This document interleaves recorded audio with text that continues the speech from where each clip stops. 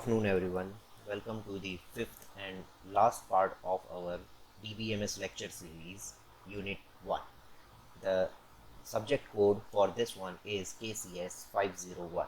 Okay, so welcome back, students. This is our last part in our lecture series, and we will try to conclude our first unit with this particular lecture. Okay, so till now we have already discussed like what are the database, what is database management systems, how ER diagrams are drawn, what are ER diagrams, why they are used. Compared to that, we have also discussed some basics about SQL, like what is DDL, DML and DCL SQL syntaxes. And we have also discussed about data independence, okay, what is logical data independence, physical data independence, and DBMS architecture. So we have covered all of these things in the previous four parts, and today we are going to start with extended ER diagrams. Okay, and in extended ER diagram we will also discuss about how this ER diagrams, like the ones that we have learned, what are the extra features that can be added into these ER diagrams, like aggregation, spatialization, and generalization. You have learned these concepts in object oriented programming also, so you can it will be just kind of a revision for you guys, but how we can implement that in databases, we are going to also discuss that. Okay, next one, we are also going to learn about how these ER diagrams can be reduced to our actual database tables. जैसे हमने अगर ER diagrams हमने draw किए किसी भी scenario के लिए, consider it for banking systems or let's consider it for uh, let's say hospital management system, or if you are building some open online website or web application, for that also if you have considered an ER diagram for modeling, how that can be converted into a database table, we will discuss that. Okay, how that can be reduced, and eventually we will wrap up this session with overall database structure, like how all at all levels databases, how databases user and database interact with each other, and what are the different levels. Okay, or what are the different components of databases with which the users interact. So we will be wrapping up our session with that topic. Okay, so without further ado, let's start with our fifth and final lecture in DBMS series. Now first of all, we already discussed about cardinality. Cardinality के बारे में हमने already पढ़ा था कि भाई जब भी मेरे पास एक एंटिटी के एलिमेंट्स दूसरे एंटिटी के एलिमेंट्स से अगर रिलेटेड होते हैं या एसोसिएटेड होते हैं, तो हम किस प्रकार से उस एसोसिएशन को शो कर सकते हैं with the help of cardinality. Okay, like one entity is related with one entity, और एक एंटिटी में सपोज मेरे पास स्टूडेंट है, स्टूडेंट एक से ज्यादा सब्जेक्ट से रिलेटेड है, तो वहां पर मैं शो कर सकता हूँ with the help of cardinality. So what are the certain constraints, what are certain rules that needs to be followed? Okay, so first of all, here you can see one to one relationship. A customer is associated with at most loan via the relationship borrower, and a loan is associated with at most one customer via borrower. So this is the first rule. Like one to one relationship की अगर मैं बात करता हूँ, या one to many relationship, कि अगर एक कस्टमर है उसका अकाउंट अगर बैंक में होगा तो एक ही अकाउंट होगा. एक कस्टमर एक ही बैंक में एक से ज्यादा अकाउंट नहीं कर सकता, राइट. इवन जब आप बैंक ऑफ बड़ौदा में सपोज आपने अकाउंट ओपन करने की ट्राई की, तो आपके नाम पे एक ही अकाउंट हो सकता है. हाँ, अगर आपने चाहा कि okay you want your joint account with your father also, that is the whole different thing, but आपके लिए एक सिंगल यूजर का एक ही अकाउंट होगा. So that kind of relationship can be termed as one to one. यहाँ पे हमें वन टू मैनी रिलेशनशिप की अगर हम बात करते हैं, तो वन टू मैनी रिलेशनशिप हम कैसे शो करेंगे, where we have one entities as attached with more than one entity in a relationship. See here, a loan is associated with at most one customer via this relationship borrower. आप यहाँ पे borrower relationship देख सकते हो. इससे ये जो loan entity है वो attached है किससे, customer entity के साथ, and a customer is associated with several including zero loans via borrower. अब ये customer जो है, देखिए लोन जो है वो एक ही यूजर से अटैच हो सकता है. जैसे अगर एक लोन, सपोज लोन नंबर मैंने दे दिया लोन नंबर 001, तो सपोज वो सिर्फ मेरे से ही अटैच्ड है. लेकिन लोन नंबर 002 वो भी मेरे से अटैच हो सकता है. मतलब यहाँ पर क्या हुआ, यूजर मैं हूँ, कस्टमर मैं हूँ, तो मैं सिंगल हूँ, लेकिन मैं कितने लोन से अटैच हो सकता हूँ, मैं एक लोन से नहीं, एक से ज्यादा लोन से भी अटैच हो सकता हूँ. तो यही वन टू मैनी रिलेशनशिप कहता है कि एक एंटिटी के रिकॉर्ड्स या फिर एक एंटिटी का जो डेटा है वो दूसरे एंटिटी के मल्टीपल डेटा से लिंक हो सकता है. जैसे मैंने आपको सबसे इजीएस्ट एग्जांपल आप अपना ही ले लीजिए, स्टूडेंट और सब्जेक्ट. तो एक स्टूडेंट मल्टीपल सब्जेक्ट से लिंक हो सकता है. ठीक है, so that is one to many relationship. Okay, next one we had many to one relationships. Many to many हम लोग बाद में डिस्कस करेंगे। मैनी टू वन में क्या होगा, जैसे एक से ज्यादा सब्जेक्ट्स अटैच्ड है हमारे एक स्टूडेंट के साथ, that is many to one relationship. वहीं पे अगर यहाँ पर मैं आपको बोलता हूँ एक से ज्यादा लोन्स अटैच्ड है हमारे एक कस्टमर के साथ, मैं अगर इसे रिवर्स कर देता हूँ, जैसे पहले में मैंने आपको कहा एक कस्टमर मल्टीपल लोन्स के साथ अटैच्ड है, क्योंकि वो एक से ज्यादा लोन ले सकता है, वो कार लोन ले सकता है, होम लोन ले सकता है, पर्सनल लोन ले सकता है। तो एक ही यूजर, जैसे कि मैं as a been, okay, as an instructor, if I am connecting with more than one loans, I have applied for more than one loans, then that is a one to many relationship। लेकिन अगर मैं इसका उल्टा बोलता हूँ कि भाई एक लोन के साथ, सॉरी, मल्टीपल लोन्स के साथ एक ही यूजर अटैच्ड है, if I am saying it in a reverse manner, that is many to one relationship। same thing is over here shown to you। okay, जब many to one relationship show करना होगा, you will show an arrow towards that particular direction जहाँ पे many होंगे। okay, so this is many to one relationship। और one to many में क्या होगा, उल्टा होगा। Okay, and many to many relationship, इसमें किसी भी तरफ आपको एरो शो करने की जरूरत नहीं पड़ेगी। ओके, आप कैसे शो कर सकते हो, आप यहाँ पर आप कर सकते हो many to many relationship, that means a particular person can be enrolled with more than one loans and more than one loans can be attached with more than one customer. जैसे अगर मैं सपोज एक as a company, okay, जैसे आई like me and my friend has started some company and we are applying for a loan, that means that is a joint loan। and यहाँ पर एक ही loan एक से ज्यादा पर्सन के बीच में डिवाइडेड है, और वहीं पे एक से ज्यादा लोन, सॉरी, एक से ज्यादा पर्सन एक से ज्यादा लोन से अटैच्ड है, तो that is many to many relationship. Consider this for एक फैकल्टी एक से ज्यादा स्टूडेंट्स को पढ़ा रही है, that means if I show the relationship between faculty and student, then I can say faculty is attached with more than one student and more than one students they are attached with more than one faculty. जैसे आप subject तो 6 पढ़ोगे, right, आपके इस semester में 6 subjects हैं, तो आप 6 सब्जेक्ट्स पढ़ोगे, दैट मीन्स आप 6 फैकल्टी के साथ अटैच्ड है। वैसे ही आपके क्लास में एक फैकल्टी 60 स्टूडेंट को पढ़ा रही है, that means one faculty is attached with how many students, 60 students. तो यहाँ पे अगर मैं स्टूडेंट और फैकल्टी टेबल के बीच में रिलेशनशिप शो करता हूँ, it will be called many to many relationship. you are familiar with these terms, you have already learned in mathematics also। जब हम फंक्शंस पढ़ते हैं तो उसमें हम शो करते हैं कि भाई ये पर्टिकुलर सेट के एलिमेंट्स इस एलिमेंट से एसोसिएटेड है, तो इन दोनों के बीच में एसोसिएशन कैसा है, whether it is one to one, many to one, many to many, और one to many. Okay, so similar way में हम यहाँ पे दो एंटिटीज के बीच में रिलेशन शो कर सकते हैं। ठीक है, अब एक तरीका आपको बताया था, उसके बाद major thing that is this one, alternate way of showing the cardinality। see, इससे पहले हमने जो कार्डिनलिटी शो किया था मैनी टू मैनी में, क्या था, दोनों ही एंड्स आप देख सकते हो ब्लंट है, कहीं पे भी कोई एरो नहीं है। अगर मैनी टू वन शो करना है तो यहाँ पे मैनी और वन लोन, सो जहां पे भी वन होगा you will have that arrow. Okay, और वन टू मैनी मतलब ये वन है और ये मैनी, तो वन के लिए हम लोग उस तरफ एरो एक एंड ब्लॉक रखेंगे। ठीक है, और वन टू वन में आपको सिंपल एरो शो करना है दोनों की तरफ। ठीक है, so see here, this is another way of showing the cardinality limits. like if I want to express like this is a one to one relationship, I can show it 1 colon colon 1, I don't have to worry about any arrows and all that, you can just simply put numbers over here, like this is 0 to star, that means many, everything।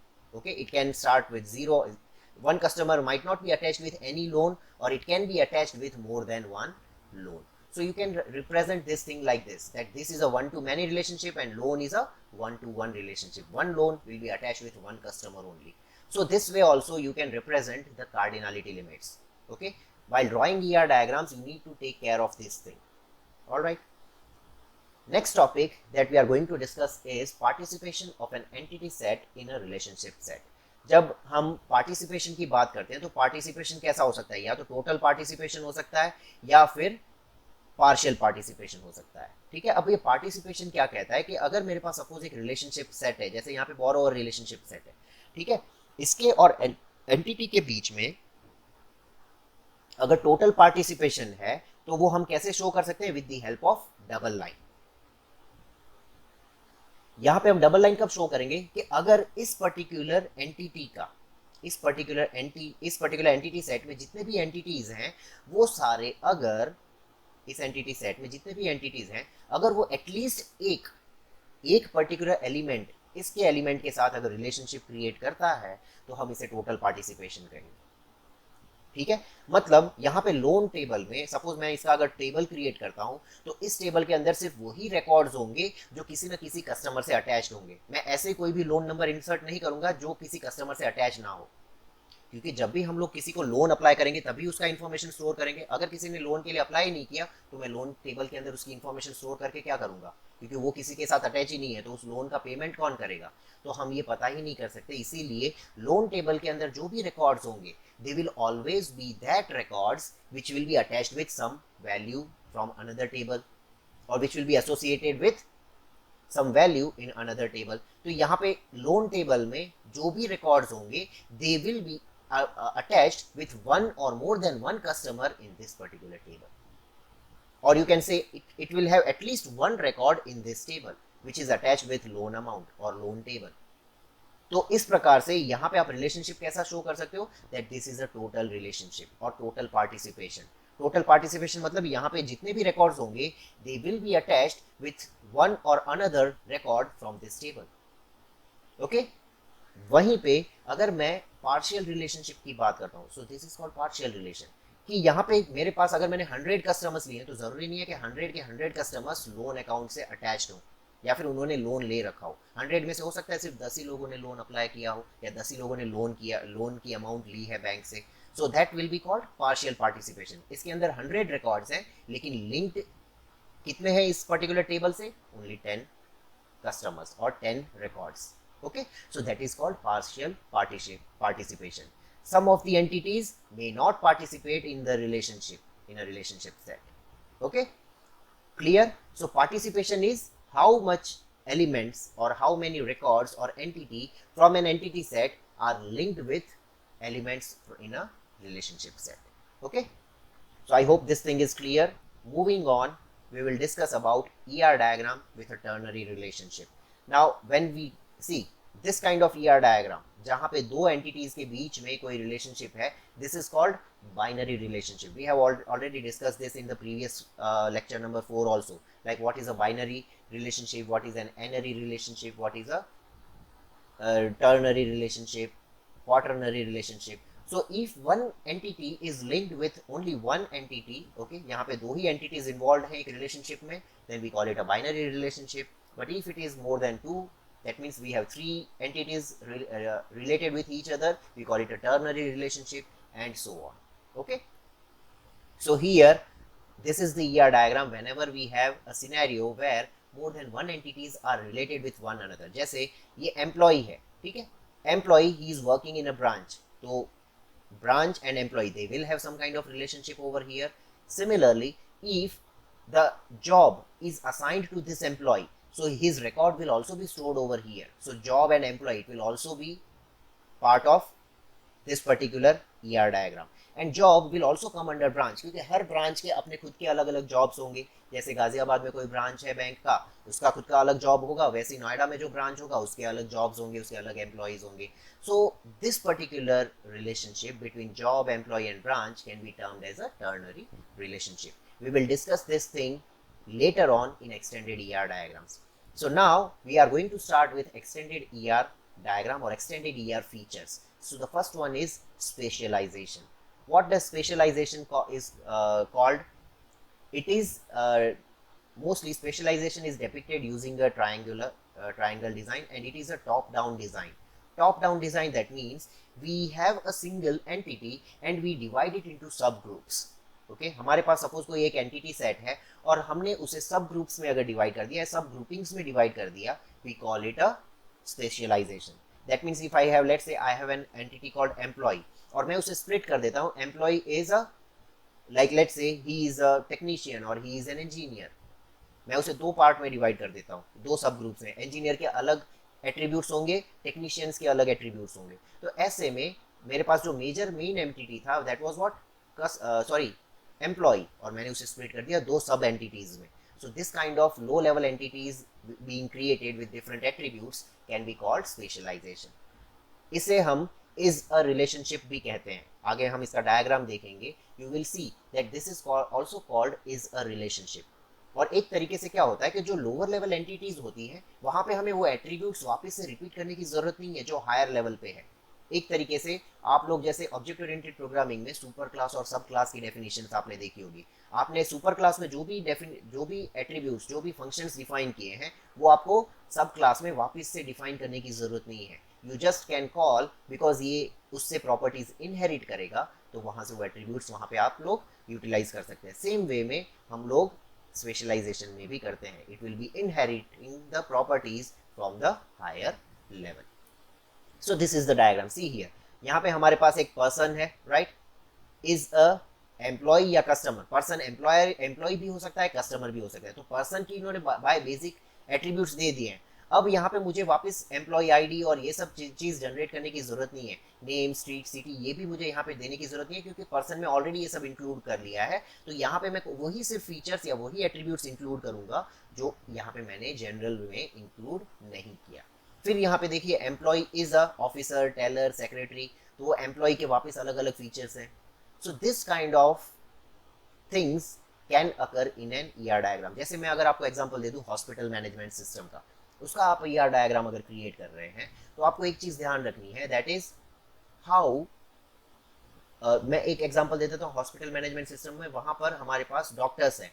तो doctors हमें पता है कि doctor can be a resident doctor जो वहीं पे hospital में रह रहा है, या फिर he can be a part timer और he can be a permanent employ. तो उसके अकॉर्डिंग आप उसके 3 डिविजन्स कर सकते हो. That okay, if is a resident doctor then he will have the timing, work timings will be different, his pay scale will be different. If he's a permanent doctor, again his pay grade will be different, his timings will be different. And if he's a part-timer or if he's a visiting doctor, accordingly his pay scale and his timings will be different. Okay, so this can be achieved using specialization. It is called top-down approach. आपके पास एक entity है, आप उसे multiple lower level entities में split कर देते हैं. ठीक है. वहीं पे generalization क्या है, वो specialization का उल्टा है.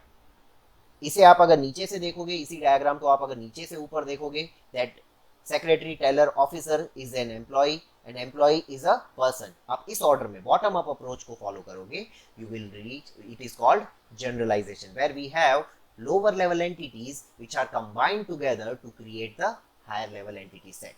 तो एक तरीके से आप कह सकते हो specialization and generalization they both are opposites of each other. अगर या तो आप स्पेशलाइजेशन यूज कर रहे हो, आप उसे अगर नीचे से पढ़ोगे, obviously you are generalising the terms. Okay, you are combining the lower level attributes to form a general entity set.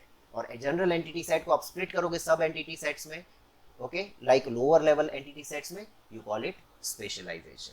Okay, so here specialization and generalization, some points that needs to be taken care of. This point is important. That is a relationship.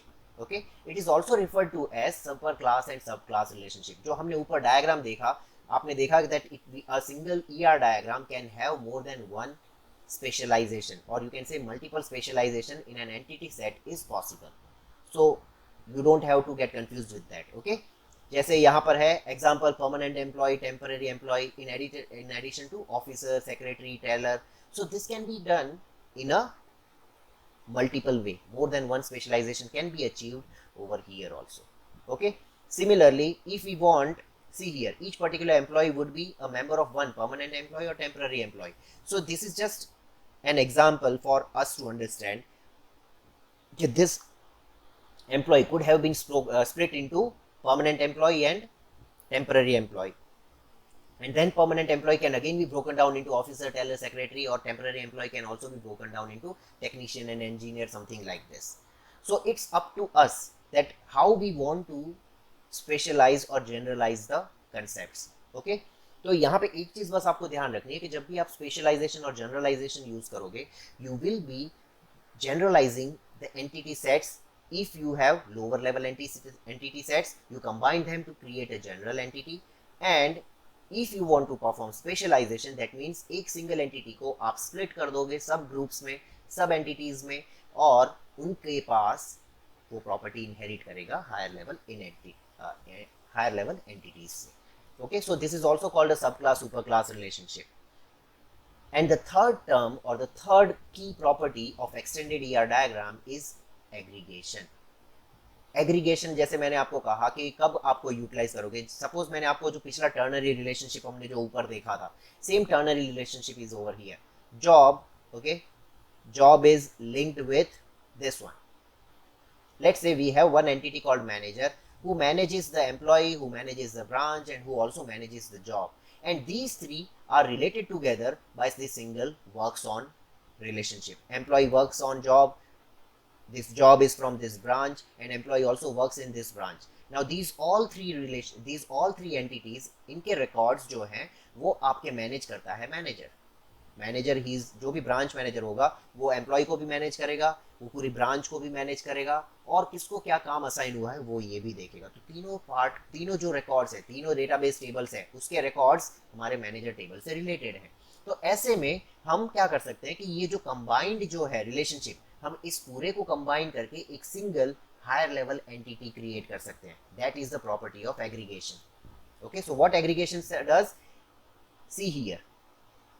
Aggregation eliminates the redundancy while it treats the relationship as an abstract entity, allows relationships between relationships and abstraction of relationship into new entity. मतलब कि मेरे पास ये जो relationship है, ठीक है, यहां पर तीन एंटिटीज है, मैं इन तीनों को कंबाइन करके इस पूरे रिलेशनशिप को एक सिंगल एंटिटी कंसीडर कर सकता हूं, और उस एंटिटी का मैं रिलेशनशिप शो कर सकता हूं मैनेजर के साथ, क्योंकि मैनेजर इन तीनों से अटैच्ड है, राइट. सी आप, manager is connected with this one, manager is connected with this one, and manager is also connected with job. So यहाँ पे तीनों एंटिटीज के साथ ये मैनेजर कनेक्टेड है, और ये तीनों एंटिटीज भी आपस में एक दूसरे से कनेक्टेड है. तो ऐसे में मैं ये जो पूरा रिलेशनशिप है ऊपर वाला, इसे मैं एक सिंगल एंटिटी क्रिएट कर देता हूँ, और उस पूरे सिंगल एंटिटी को मैं क्रिएट कर देता हूँ, कनेक्ट कर देता हूँ मैनेजर के साथ. So aggregation states that whenever we have more than one, we have a ternary relationship or more than 3 degree relationship like quaternary, 4 entities connected हैं, 3 entities connected हैं, तो वहां पर हम उस पूरे रिलेशनशिप को एक single higher level entity consider कर सकते हैं, और उस एंटिटी का रिलेशनशिप हम सिंगल एंटिटी के साथ शो कर सकते हैं, like this. See here, all these three, they are connected. This relationship is considered as a single entity. It is connected with manager. Now manager will manage the branch, employee and job also. अब आप कहोगे कि यहाँ पे तो यार हमने तो रिलेशनशिप के बीच में रिलेशनशिप शो कर दी, क्योंकि यहाँ पे भी एक तो रिलेशनशिप ही है. Yes, so that is possible with aggregation only.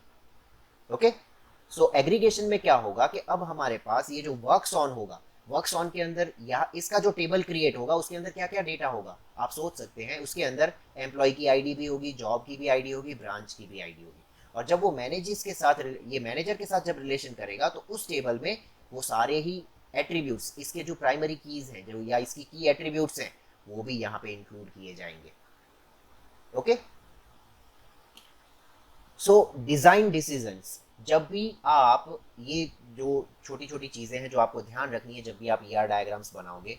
So the first one is you have to use an attribute or entity set to represent an object. जब भी आप किसी भी एंटिटी सेट को रिप्रेजेंट कर रहे हो तो आपको उसका एट्रीब्यूट जरूर मेंशन करना है. जैसे मैंने अगर टेबल क्रिएट किया स्टूडेंट, तो अगर मैं वहां पे उसके एट्रीब्यूट्स मेंशन नहीं करूंगा then it is just waste of space. So whenever you are doing ER diagrams you need to mention the attributes also. Okay, whether a real world concept is best expressed by an entity set or a relationship set, you have to decide.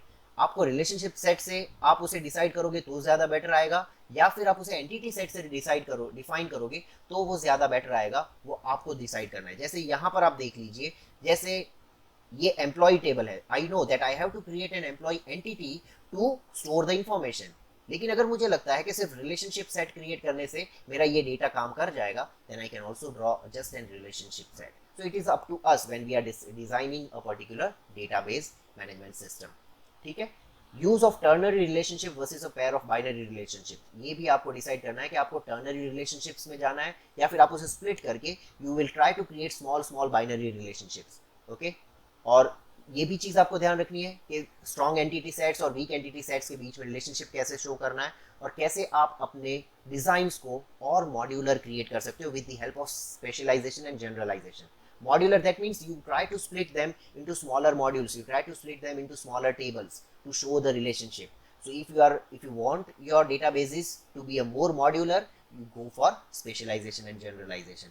और aggregation, that means अगर आपके पास एक internal, जैसे मैंने आपको अभी ऊपर का एग्जांपल हमने देखा, जैसे हमारे पास मल्टीपल रिलेशनशिप्स अगर रहेगी या टर्नरी या क्वार्टरनरी रिलेशनशिप्स रहेंगी, we want to club them together to have relationship with a single entity, या फिर हमें एग्रीगेट में एंटिटीज के रिलेशनशिप्स चाहिए, we will go for aggregation. Okay, so these are just some of the things that you need to take care of while designing ER diagrams.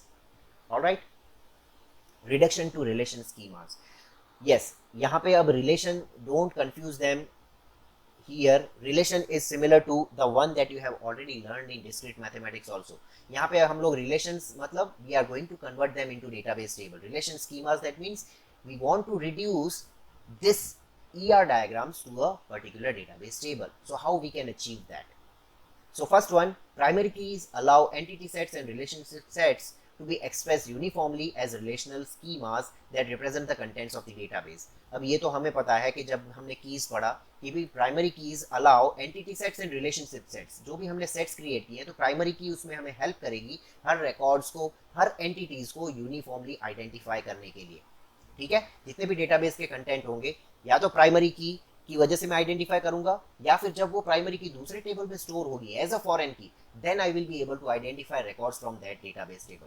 So that is one of the important thing that you need to take care of. Second, database which conforms to an ER diagram can be represented by collection of schemas. जहां पे भी अगर हमने database create किया और वो ER diagram से match करता है, that means we will be representing them with the help of schemas. Okay, for each entity set and a relationship set, there is a unique schema that is assigned the name of the corresponding entity set or relationship set. See here, यहाँ पे ये क्या कह रहा है कि जैसे हमने ER डायग्राम जब आप क्रिएट करोगे तो आप जो एंटिटी सेट का नेम दोगे, जैसे कि आपने नेम दिया एम्प्लॉय, आपने नेम दिया डिपार्टमेंट, तो एम्प्लॉय और डिपार्टमेंट नाम के आपने जो एंटिटी सेट क्रिएट किए हैं उसी नाम के हम उसके रिलेशन या फिर उसका स्कीमा क्रिएट करेंगे. That means database table create करेंगे. जो भी आपने रिलेशनशिप सेट का नेम दिया होगा उसी नाम का आपने रिलेशनशिप सेट क्रिएट करना होगा या रिलेशनशिप टेबल आप क्रिएट करोगे. Okay, then each schema has number of columns generally corresponding to attributes which have unique names. जैसे हमारे पास यहाँ पर यहाँ पे मैंने कोई एट्रीब्यूट्स मेंशन नहीं किए, जो भी एट्रीब्यूट्स मैंने मेंशन किए होंगे वो इनका मैं जब डेटाबेस टेबल या रिलेशन क्रिएट करूंगा, रिलेशन स्कीमा क्रिएट करूंगा, तो मैं वही एट्रीब्यूट नेम्स वहां पे मेंशन करूंगा. ठीक है, तो ये चीज हमेशा ध्यान रखना, ER डायग्राम से डेटाबेस टेबल में कन्वर्ट करने के लिए ये हमारे लिए जरूरी है. ठीक है, now see here, representing relationship sets as schemas. जब भी हम रिलेशनशिप सेट को स्कीमा में कन्वर्ट करते हैं तब हमें ये चीज का ध्यान रखना होता है कि कब कैसे हम उस पर्टिकुलर रिलेशनशिप में कोई एक्स्ट्रा एट्रीब्यूट्स तो हमें ऐड करने पड़ेंगे या नहीं करने पड़ेंगे, या फिर सिंपली ऐसे ही क्रिएट हो जाएगा. जैसे मैं एक एग्जांपल आपको देता हूं इसका. Okay, employee works on branch, this one, customer borrower loan. तो कस्टमर के जितने भी रिकॉर्ड्स होंगे यहाँ पे हमें पता है भाई कस्टमर, इसका यूनिक रिकॉर्ड होगा कस्टमर आईडी, इसका यूनिक नंबर होगा लोन नंबर. अब इन दोनों के बीच में ये बोरोवर है, इसका भी अगर मुझे टेबल क्रिएट करना है तो मुझे यहाँ से लोन नंबर इसमें लेना पड़ेगा, कस्टमर आईडी इसमें लेना पड़ेगा. So this is what? This is converting your relationship set into a database table or into a relation. तो यहाँ पे भले ही मेरे पास दो एंटिटी है लेकिन मेरे एक्चुअल में डेटाबेस टेबल कितने बन के आएंगे? 3. One will be customer, another will be loan, and third will be the borrower table, which will show relationship between these two entity sets. Okay?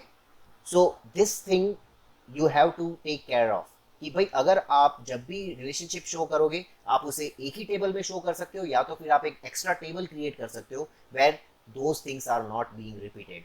Okay, so the same thing is mentioned over here कि customer ID और loan number ये दोनों कौन से set का part होंगे? आपके borrower relationship set में. Okay, that means you will be creating 3 different tables. फिर composite and multi valued attributes. अगर आपके पास कहीं पे भी कंपोजिट एट्रीब्यूट्स है या मल्टी वैल्यूड, कंपोजिट मतलब जैसे मैंने नेम सिर्फ दिया हुआ है डेटाबेस टेबल में, स्टूडेंट नेम दिया हुआ है, अब मुझे पता है student name can be a first name and last name, तो ऐसे में आप ऐसे एट्रीब्यूट्स को स्प्लिट कर सकते हो, आप उन्हें सेपरेट टेबल भी क्रिएट कर सकते हो उनके लिए. ओके, या तो फिर आप उसी टेबल में पहले से ही एट्रीब्यूट्स आपके स्प्लिट कर दो. Instead of simple student name what you can do, student first name, student last name, इस प्रकार से आप एट्रीब्यूट्स क्रिएट कर सकते हो. अगर मेरे पास मल्टी वैल्यूड एट्रीब्यूट है, जैसे मेरे पास फोन नंबर हो गया, या फिर मेरे पास कोई एट्रीब्यूट ऐसा हो गया कि जैसे ईमेल एड्रेसेस हो गए, तो एक पर्सन का एक से ज्यादा फोन नंबर या ईमेल एड्रेसेस हो सकते हैं, ठीक है। तो ऐसे में मैं क्या करूंगा, मैं उस पर्टिकुलर एट्रीब्यूट्स को स्प्लिट करके पूरा डिफरेंट टेबल्स क्रिएट कर सकता हूँ, कि भाई फोन नंबर का जो टेबल है वो पूरा अलग ही हो, कस्टमर आईडी के साथ multiple phone numbers can be attached. Composite attributes जैसे एड्रेस हो गया, एड्रेस हमें पता है कि एक पर्सन का address it can have different street number, building number, flat number, he can have sorry he can have like a zip number, city and country, all of that can be part of a single address. तो ऐसे composite address को, एक single address को मैं multiple columns में अगर split करना चाहता हूँ, I can simply create a whole different table for that particular address. So it's up to us, okay. आपने ईआर डायग्राम बनाया, आपको जब भी ऐसे कोई एट्रीब्यूट्स मिलते हैं, जैसे कंपोजिट एट्रीब्यूट्स हो गए या multi valued attributes, you create a separate table for that and you create a relationship with that table to your main parent table, that is your student table या employee table, ठीक है, clear? So next one is representing specialization and generalization via schemas. Specialization और generalization अगर मुझे schemas की help से अगर show करना है तो मैं कैसे कर सकता हूँ।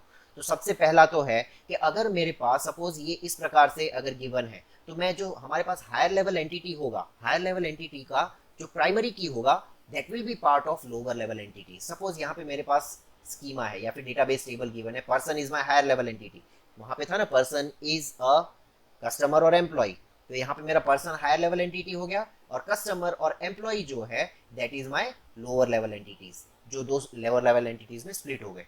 तो यहाँ पे सपोज प्राइमरी की मेरा नेम है, तो आपने देखा कि भाई नेम जो है वो कस्टमर में भी जा रहा है, वो सैलरी में भी जा, वो सॉरी एम्प्लॉय में भी जा रहा है। दैट मीन्स दिस प्राइमरी की is shared with both the database table. Street और सिटी यहाँ पे रिपीट नहीं हो रहे, आप देख सकते हैं कस्टमर में स्ट्रीट सिटी नहीं है, नेम में भी स्ट्रीट सिटी नहीं है, वहां पे सिर्फ वही एलिमेंट्स, वही एट्रीब्यूट्स हैं जो इस पर्टिकुलर टेबल में कॉमन नहीं है, ठीक है। हम यहाँ पर सैलरी नहीं डाल सकते थे, क्योंकि वो अगर कस्टमर है तो कस्टमर को आप थोड़ी सैलरी दोगे, आप तो अपने एम्प्लॉय को सैलरी दोगे, तो वो एट्रीब्यूट्स यहाँ पे मेंशन नहीं है, वो जनरल है, वो जनरल टेबल है, ठीक है, जहाँ पे सारी बेसिक इंफॉर्मेशन रहेगी, ओके। लेकिन उसके ब्रांच की इंफॉर्मेशन या फिर वो कौन से डिपार्टमेंट में काम कर रहा है, कहाँ पे एम्प्लॉय है, that will be part of this employee table. तो ये सबसे पहला मेथड है कि आपका जो प्राइमरी की है that is shared with all the lower level tables. See form a schema for the higher level entity, मतलब कि आपका ये जो टेबल है इसकी तो एक आप एक्चुअल में टेबल बना लोगे, ईआर डायग्राम के अकॉर्डिंग बात कर रहा हूँ, ठीक है। आपने इसका टेबल क्रिएट कर लिया, और जब आप लोअर लेवल एंटिटी का आप क्रिएट करोगे तो वहां पे हायर लेवल एंटिटी के प्राइमरी कीज या फिर की एट्रीब्यूट आपको जरूर इंक्लूड करने हैं। तो जैसे नेम आपने इंक्लूड किया यहाँ पे भी और यहाँ पे भी। इसका मेजर ड्रॉबैक क्या है कि जब भी आपके एम्प्लॉय को दो रिलेशंस को, जैसे पर्सन और कस्टमर या कस्टमर और एम्प्लॉय, इन दोनों रिलेशन को उसे एक्सेस करना होगा, ठीक है। जैसे सपोज इसे कस्टमर रिलेशन एक्सेस करना होगा, इसको कस्टमर का डेटा चेक करना है, तो इसे सिर्फ यही डेटा चेक करके तुरंत उसे डेटा नहीं मिलेगा, उसे पूरी इंफॉर्मेशन फाइनलाइज करने के लिए पर्सन टेबल को भी एक्सेस करना पड़ेगा, क्योंकि वो हमेशा चेक करेगा कि this table as it is a primary key over here, we need to confirm that this is the same employee or see this is the same person whose information is available here also। मतलब कि lower level entity का एक भी table का data access करने के लिए आपको हायर लेवल एंटिटी का भी टेबल का डेटा एक्सेस करना पड़ेगा। So that is what, because we are using this as a primary key over here, we are also mentioning it over here। दोनों टेबल में हम वही जो प्राइमरी की होगी एट्रीब्यूट, वो यहाँ पे भी हमें यूटिलाइज करना है। So that is the first method specialisation को कन्वर्ट करने के लिए, okay. I hope this thing is clear. If you have any doubts in these things, you have to just drop me a message or you can ask those queries whenever you have any after this lecture, okay। Second method is, हमारे पास अगर schema available है किसी भी entity sets का, okay, तो यहाँ पर हम क्या करेंगे कि जितने भी आपको अगर ऐसा लगता है कि मोस्टली जो हायर लेवल एंटिटीज हैं, ठीक है, हायर लेवल एंटिटीज का मोस्ट ऑफ द डेटा आपको लोअर लेवल एंटिटीज में यूटिलाइज करना ही पड़ेगा। अगर आपके पास ऐसा सिनेरियो आता है तो आप क्या करोगे, ये जो हायर लेवल एंटिटी होगा वो क्रिएट करने की बजाय डायरेक्टली आप सिर्फ दो ही एंटिटी क्रिएट करिए lower level, that is customer और employ. So that is a much more better way compared to creating an entity set and creating the two ones, okay, these two। तो वहां पर आप क्या कर सकते हो कि आपका ये जो पर्सन होगा, जो जनरलाइज एंटिटी होगा, वो आप क्रिएट करने की बजाय आप ये क्रिएट कर दीजिए और बाकी दो आप व्यू क्रिएट कर दीजिए, या फिर आपने ये दोनों क्रिएट किए, इसमें से आप पर्सन नाम का व्यू क्रिएट कर देंगे। ठीक है, मतलब ये टेबल एग्जिस्ट नहीं करेगा, ये दो ही टेबल एग्जिस्ट करेंगे। So this can be done, this can be achieved when we know that कि हमारे पास मेजर जो भी डेटा है वो इन दोनों टेबल में बार बार रिपीट हो रहा है। नेम, स्ट्रीट और सिटी, ये तीनों यहाँ पे रिपीट हो रहे हैं, जबकि हमने नेम, स्ट्रीट और सिटी यहाँ पे ऑलरेडी मेंशन किया है, फिर भी हमें कस्टमर का अलग चाहिए और एम्प्लॉय का नेम, स्ट्रीट, सिटी अलग चाहिए। मुझे ये टेबल से एक्सेस नहीं करना, तो उस सिनेरियो में मेरे को क्या करना पड़ेगा, मुझे यहाँ पे ये तीनों कॉलम्स इंक्लूड करने पड़ेंगे। और जैसे ही मैं ये इंक्लूड करूंगा, हमारे पास दिक्कत क्या आएगी कि यहाँ पे डेटा एक तो रिडंडेंट हो जाएगा, दोनों जगह पे कॉपी हो रहा है। ठीक है, ये मेजर ड्रॉबैक है सेकेंड मेथड का। लेकिन इसका बेनिफिट ये है कि आपका ये जो फर्स्ट टेबल है, ये आपको क्रिएट करने की जरूरत नहीं है। You can create this as a view and these two table will be the actual tables. आपको हायर लेवल एंटिटी क्रिएट करने की जरूरत नहीं है, जब आपको पता है कि हायर लेवल एंटिटी का सारा डेटा मुझे दूसरे टेबल्स में रिपीट करना पड़ेगा। तो ऐसे में आप हायर लेवल एंटिटी को हटा दीजिए, only create those two lower level entities. Okay, so this is the second method for representing specialization in a tabular form or in a database table or schemas. Okay, so schemas corresponding to aggregation, अगर हम aggregation में schemas को utilize करना चाहते हैं, then how we can do that? So it can be done with the help of 3 steps. 3 steps आपको ध्यान रखने हैं। फर्स्ट स्टेप, प्राइमरी की ऑफ द एग्रीगेटेड रिलेशनशिप। जो भी एग्रीगेशन आपने किया है, जैसे यहाँ पे एग्जांपल अगर आप ले लेते हो, एम्प्लॉय, ब्रांच और जॉब, तीन हमारे थे जो तीनों टर्नरी रिलेशनशिप में थे, तो उन तीनों की जो प्राइमरी कीज होंगी वो आपको इंक्लूड जरूर करनी है रिलेशनशिप के अंदर। मतलब अगर आप मैनेजेस करके जो था, मैनेजर मैनेजेस और फिर उसके बाद ऊपर का जो टेबल था, ठीक है, तो मैनेजर मैनेजेस वाला जो टेबल था, तो मैनेजेस वाले टेबल में उन तीनों की प्राइमरी की आनी चाहिए, एम्प्लॉय की भी, ब्रांच की भी और जॉब की भी। That means job ID, employee ID and branch ID, ये तीनों प्राइमरी कीज अवेलेबल होनी चाहिए। दूसरी चीज, प्राइमरी की of the associated entity set. जितने भी एसोसिएटेड एंटिटी सेट है, जैसे वर्क्स ऑन है, वर्क्स ऑन में भी अगर कोई प्राइमरी की आपने डिफाइन की है तो वो भी इंक्लूडेड होनी चाहिए।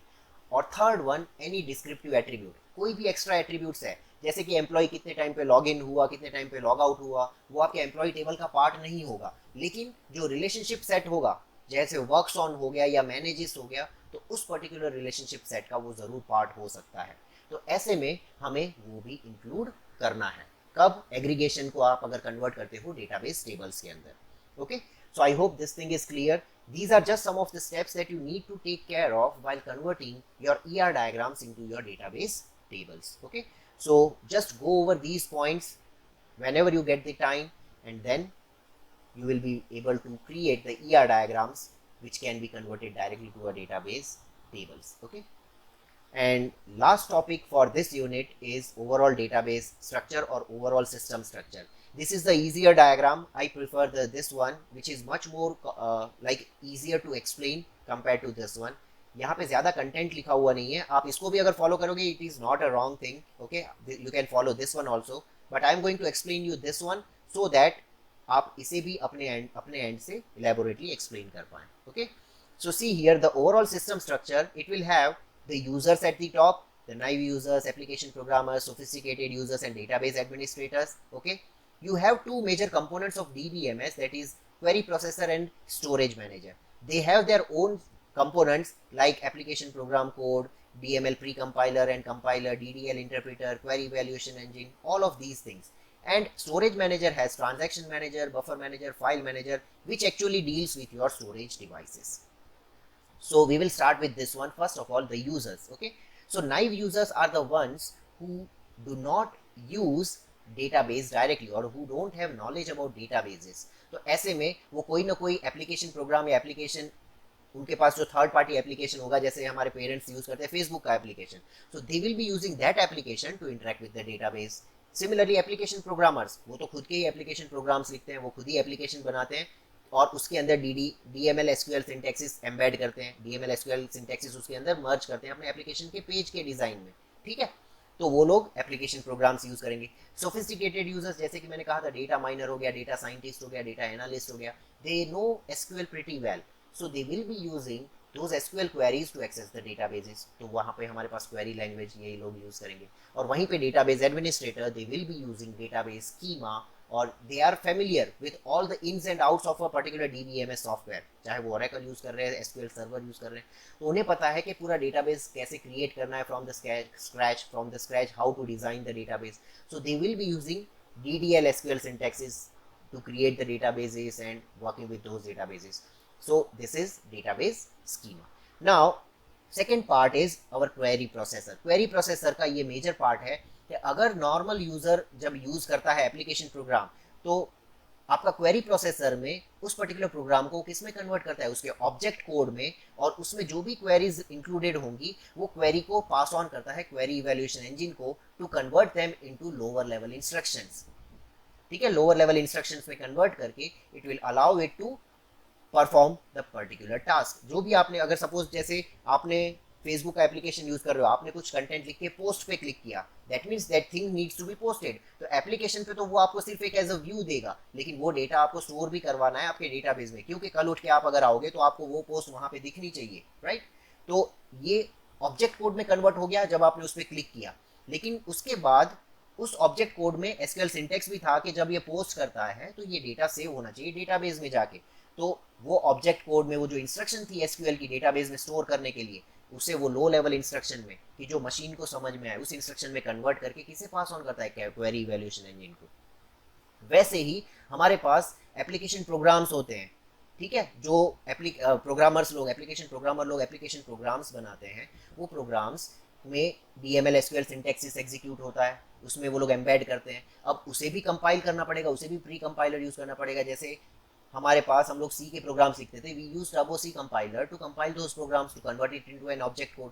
सो similarly here also when an application program is being executed, the embedded DML pre-compiler converts it into a low level language. Okay, वो उसे लो लेवल लैंग्वेज में कन्वर्ट करेगा और पास ऑन करेगा आपके एप्लीकेशन प्रोग्राम ऑब्जेक्ट कोड को, उसे object code में कन्वर्ट करेगा and convert it into low level instructions for further execution.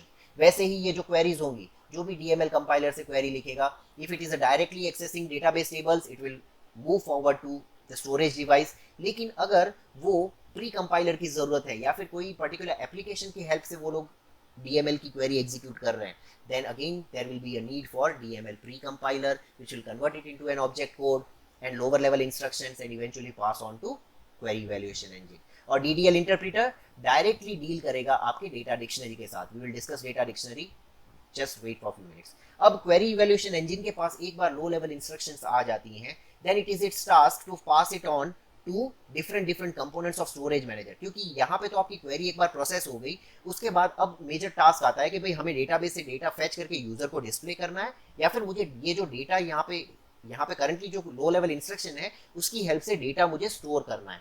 तो दोनों का जो पार्ट होगा वो आपका रिस्पॉन्सिबल अब कौन सा है, स्टोरेज मैनेजर. तो स्टोरेज मैनेजर में सबसे पहले एक कंपोनेंट यहाँ पे मेंशन नहीं है, but please remember this thing, one component is authority and integration manager. Okay, authorization and integrity manager. Authorization and integrity manager का टास्क क्या है, जो भी आपकी लो लेवल इंस्ट्रक्शंस होंगी तो उसमें ये भी मेंशन होगा कि पर्टिकुलर यूजर को इस डेटाबेस टेबल को एक्सेस करने की परमिशन है या नहीं. अगर परमिशन नहीं है तो ये यहाँ से ही मना कर देगा कि भाई यूजर को कुछ मैसेज पास ऑन कर दीजिए that he is not eligible to access this database table. लेकिन अगर वो यूजर एलिजिबल है तो अब सेकेंड टास्क आता है आपका ट्रांजैक्शन मैनेजर का.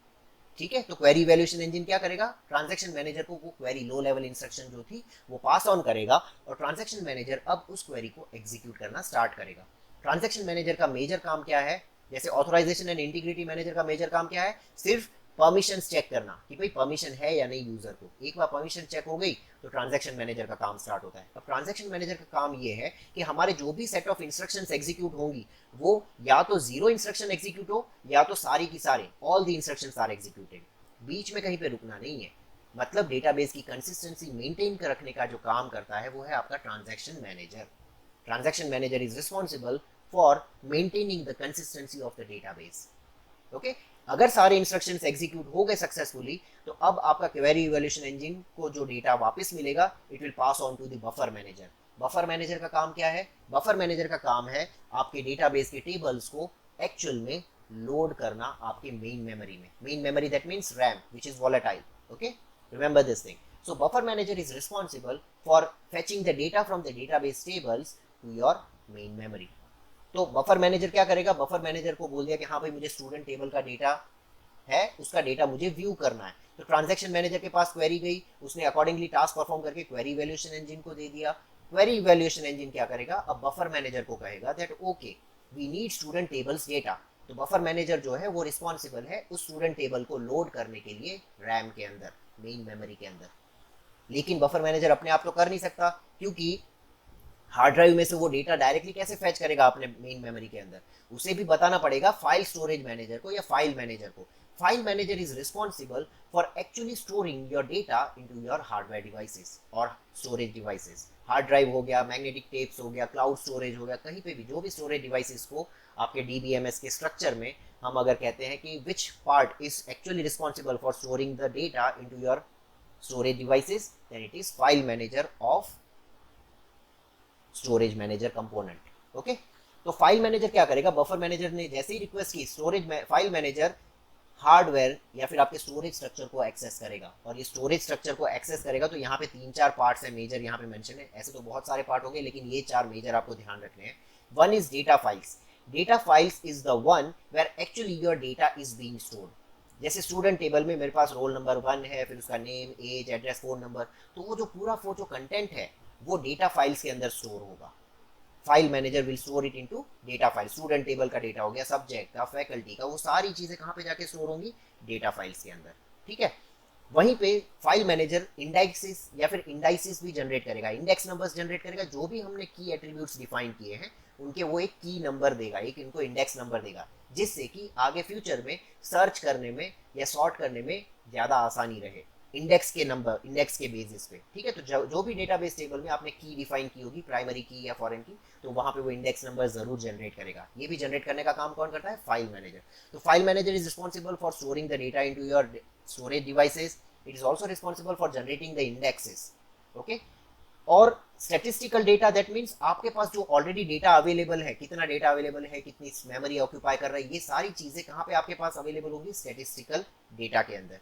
सो this can B obtained by the sophisticated users और by your database administrator whenever they need. Okay, जब भी उनको चाहिए they will be able to access that data. Okay, statistical data.